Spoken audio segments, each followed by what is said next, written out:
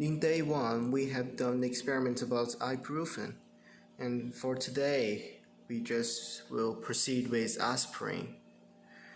The drug of aspirin in Chinese pharmacopoeia has the similar procedure as ibuprofen, so we will proceed quickly by aspirin. We will finish all experiments by today.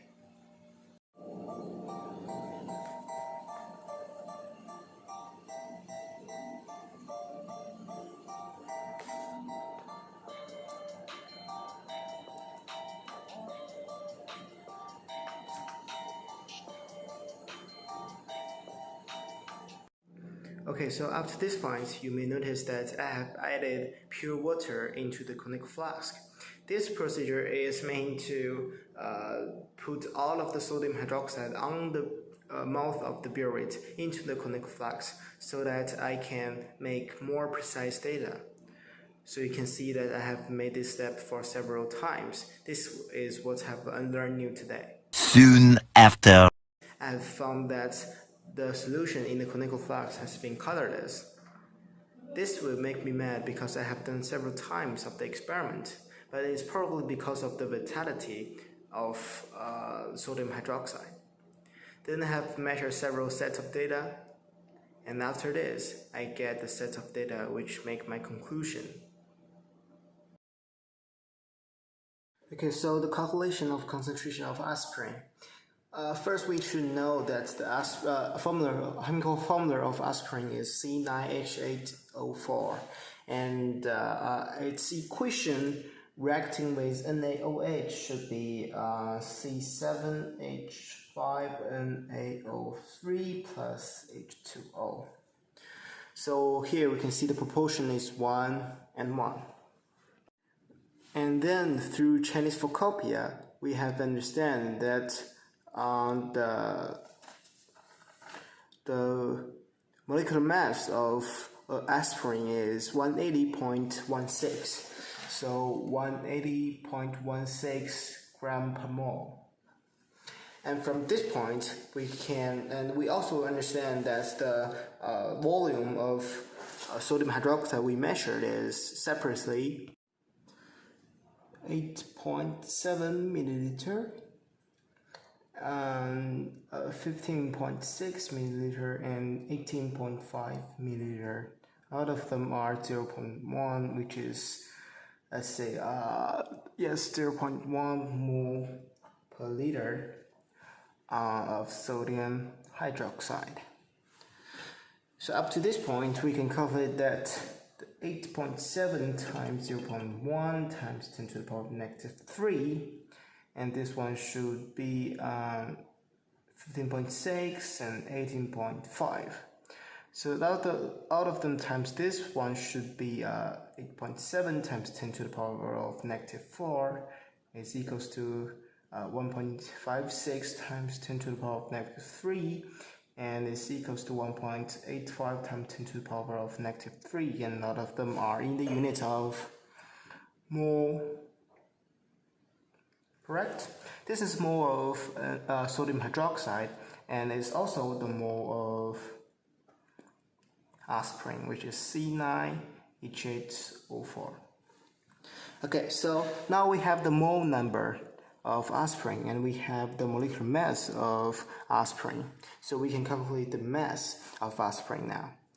So we use everything of them, 8.7 times 10 to the power of negative 4, the 1.56 times 10 to the power of negative 3, 1.85 times 10 to the power of negative 3. Use all of them to times 180.16 gram per mole, and we can get something in units of gram. So after calculation, we have got 3 sets of data here. So it means different grams of aspirin used in our samples. So we basically take 0.4 gram of aspirin, and different amounts of them are shown in 0.4 gram of aspirin. So now we can calculate the percentage of the aspirin sample. So we can calculate the concentration by using every single data divided by 0.4, and we can also calculate the concentration directly from the tablet. For example, I have taken 0.4 gram and which I use 10 tablets, and 10 tablets is 25 milligrams per one. So we need to times 2.5 times 10 to the power of negative 2, and we get the percentage of the aspirin per tablet, and then our calculation is done. But from this point, we can make our conclusion in our experiment, which is we can get different sets of data which in an increasing order of mass. So if it's an increase of mass, then it should be a decreasing of expiry date. So we can get a conclusion similar to this, which is the same as Ibuprofen we did last day. In day 3, I can take several tips from today's experiment. The first tip is we need to put the pure water inside the conical flask when we titrate. So that's one step to reduce the error of the sodium hydroxide staying on the burette. The second thing I learned is the sodium hydroxide titrant it has volatility, and so that we need to do the experiment very quickly or the sodium hydroxide will be volatility. And the third thing I learned is something general. I have summarized several steps to measure the concentration of a drug, because I have done 2 sets of experiments for Ibuprofen and for aspirin. So I've summarized several steps. The first step is you need to grade the solids before using it. You need to use the powder instead of the tablet. And the second thing is you need to use the balance to measure its mass.